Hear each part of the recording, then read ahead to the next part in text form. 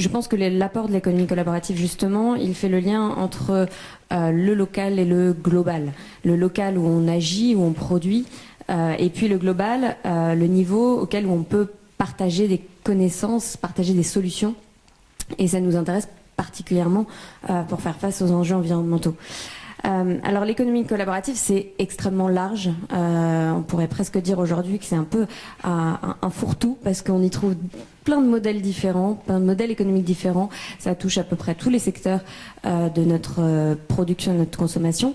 La production contributive de connaissances. Vous connaissez tous Wikipédia, par exemple.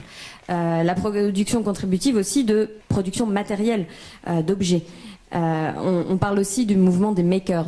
En fait, ce sont des gens qui développent des modèles de production et des modèles économiques basés sur le partage, et notamment le partage en open source des plans, des connaissances, des compétences. Donc, en quoi ce mouvement peut-il contribuer à l'économie circulaire ? Et bien justement, je prendrai l'exemple de la réparation que vous évoquiez en introduction. La réparation, finalement, c'est une des plus petites boucles du schéma de l'économie circulaire. Je pense que vous l'avez tous en tête, hein, ce schéma avec les multiples boucles.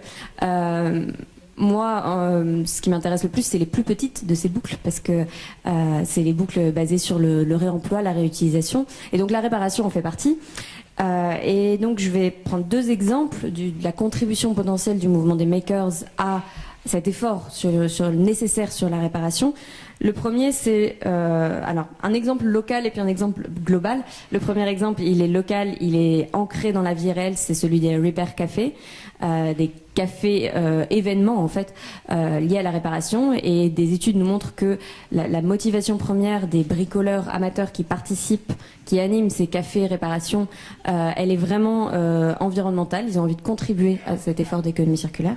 Et le deuxième exemple, c'est les communautés de bricoleurs amateurs qui enrichissent des bases de données, des bases de connaissances sur la réparation au niveau national ou international.